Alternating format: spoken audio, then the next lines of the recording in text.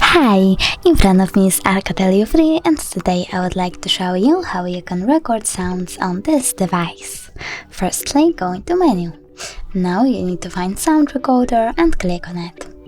Then tap allow and click on this yellow button to start your recording. You can pause it and unpause it by tapping on the same one. If you want to save your recording, just click on save at the bottom right corner. Then name it wherever you want to and tap save.